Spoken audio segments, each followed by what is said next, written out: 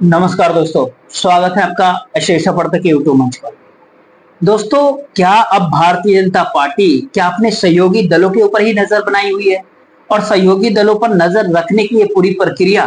क्या सहयोगी दलों के शीर्ष नेताओं को नाराज कर रही है? स्वाभाविक सी बात है कि जिस पार्टी के ऊपर नजर रखी जाएगी उस पार्टी का आला कमान किसी का आरती तो नहीं उतारेगा, नाराज ही होगा। और जो आप देख रहे हैं कि किस प्रकार से इस चुनाव हार चुकी पार्टी के राज्यसभा सांसदों को तोड़ा जा रहा है,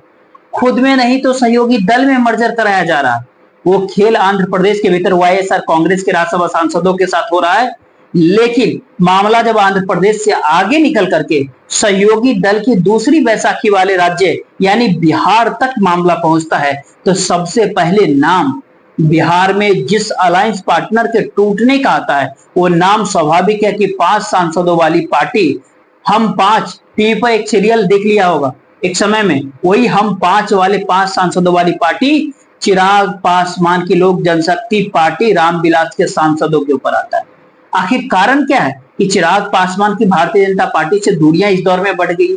जब बिहार के भीतर नीतीश कुमार की पार्टी को छोटा करना था पिछले विधानसभा चुनाव 2020 के बिहार विधानसभा चुनाव में, तब तो चिराग पासवान नरेंद्र मोदी का हनुमान हुआ करते थे। लेकिन हनुमान से इतनी नाराजगी क्यों, या फिर हनुमान इतने नाराज क्यों? और ये हनुमान भारतीय जनता पार्टी के स्वघोषित हनुमान चिराग पासवान हो, जिसका आपने जिक्र किया हो। आपने जिक्र किया जो सुप्रीम कोर्ट के द्वारा जो ऑब्जर्वेशंस आए थे, जिसमें क्रीमी लेयर के प्रावधानों का जिक्र किया गया था, वर्गीकरण का जिक्र किया गया था। कैबिनेट की उस बैठक में मैं मौजूद था और ये स्वतः प्रधानमंत्री जी के द्वारा ही इस विषय को उस कैबिनेट की बैठक में उठाया गया था, जहां पे उन्होंने चिंता जताई इस बात को लेकर कि जिस तरीके से माननीय न्यायालय के द्वारा अनुसूचित जाति वर्ग को लेकर क्रीमी लेयर के प्रावधानों का जिक्र किया गया है, वर्गीकरण का जिक्र किया गया है। और उस कैबिनेट की बैठक में हम सबसे सुझाव सुनने के बाद प्रधानमंत्री जी ने पूरी स्पष्टता के साथ इस बात का जिक्र किया कि आरक्षण के प्रावधान उसी तरीके से बरकरार रहेंगे जो व्यवस्था डॉक्टर बाबा साहेब भीमराव अंबेडकर जी ने संविधान निर्माण के दौरान जो व्यवस्था तैयार की थी। आज की तारीख में जो विपक्ष के द्वारा ये भ्रम फैलाया जा रहा है मेरी पार्टी और सांसदों को लेकर, ये उसी साजिश को हवा देने की सोच है जो 2021 में रची गई। क्या भारतीय जनता पार्टी की ही लंका लगाने पर जुट गए? जब से नरेंद्र मोदी की सरकार बनी, चिराग पासवान मंत्री बने हैं, फूड प्रोसेसिंग के मिनिस्टर बनने के बाद चिराग पासवान ने फूड प्रोसेसिंग के भीतर कितने काम किए इस बात का आंकड़ा तो अभी तक सामने नहीं निकल के आया, लेकिन उनकी पार्टी का स्टैंड जो भारतीय जनता पार्टी से एकदम अलग होता है, एकदम अलग थलग दिखाई पड़ता है, वो कई मुद्दों पर सामने आता है। वक्फ बोर्ड का मुद्दा ले लीजिए, लेटरल एंट्री का मुद्दा ले लीजिए, सुप्रीम कोर्ट में SC/ST आरक्षण के वर्गीकरण का जो मामला है उसको देख लीजिए। हर जगह के ऊपर जाति जनगणना का सेंसस का मुद्दा हो, हर जगह भारतीय जनता पार्टी और चिराग पासवान इस दौर में एक दूसरे के कॉन्फ्रेंट करते हुए नजर आ रहे हैं। क्या चिराग पासवान नरेंद्र मोदी से गुस्सा है,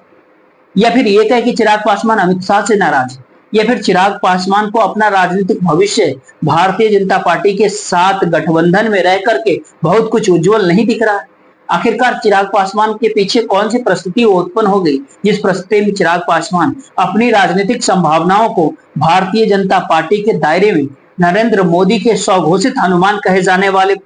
चिराग पासवान आज के दौर में इस तरह की बाधाएं क्यों उत्पन्न हो रही? हालात बिहार की राजनीतिक परिस्थितियों से ऊंचे,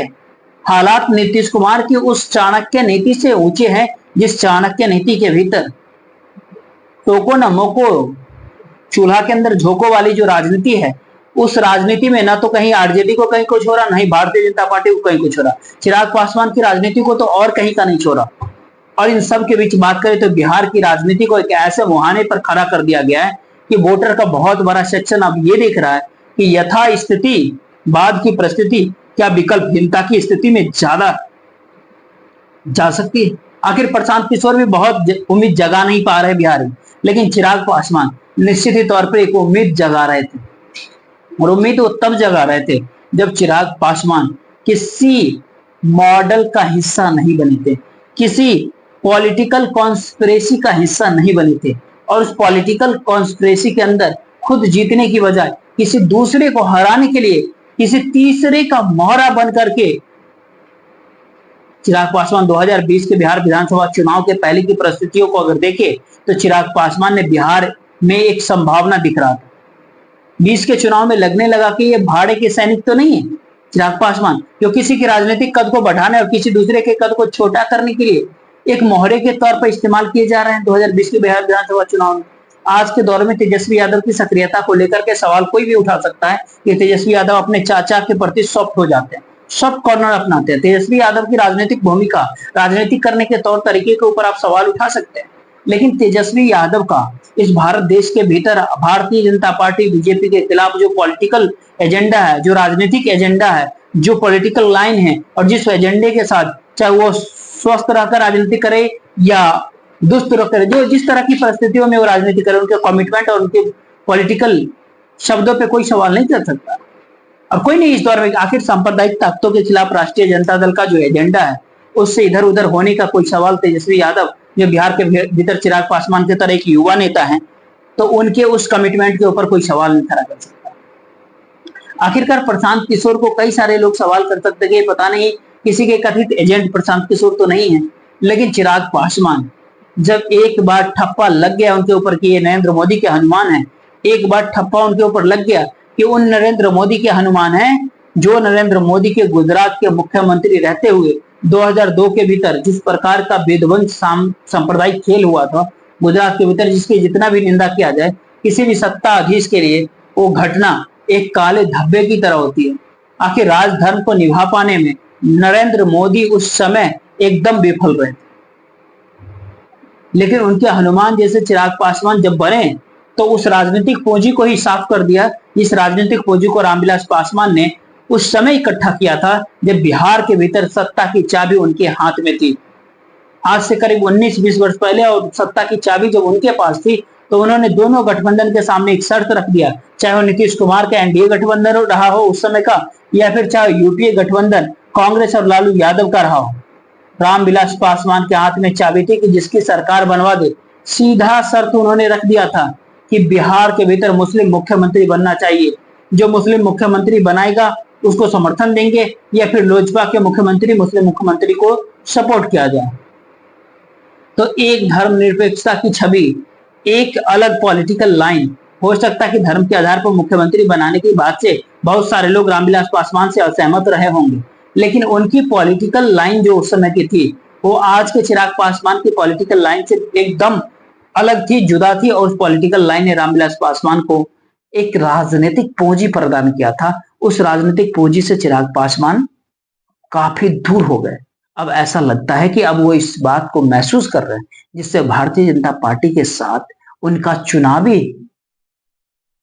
हनीमून खत्म होता हुआ नजर आ रहा है। भारतीय जनता पार्टी के भीतर से भी आप देख रहे हैं उनके चाचा, उनकी पार्टी को तोड़ने वाले पशुपति कुमार पारस, वो गृह मंत्री अमित शाह से मिलते हैं। आप जाके सोशल मीडिया पे फोटो देख सकते हैं। अब पिछली बार चिराग पासवान की पार्टी को तोड़ने के लिए चिराग पासवान के चाचा का इस्तेमाल किया गया था। तो क्या चिराग पासवान के अगले राजनीतिक एजेंडे को भारतीय जनता पार्टी समझ चुकी है? दरअसल चिराग पासवान के पास ऐसी कई सारी परिस्थितियां हैं जिसमें वो खुद को देख पा रहे हैं कि भारतीय जनता पार्टी के साथ अगर रहे तो फिर राजनीतिक संभावनाओं का द्वार जो चिराग मॉडल के बाद वैसे ही आधा खत्म हो चुका था, अब बचा खुचा जो आधा है वो अभी कहीं खत्म ना हो जाए। फिलहाल इस वीडियो को ज्यादा से ज्यादा लोगों तक शेयर कर दीजिए, वीडियो को लाइक कर लीजिएगा, चैनल को सब्सक्राइब कीजिएगा। जय हिंद।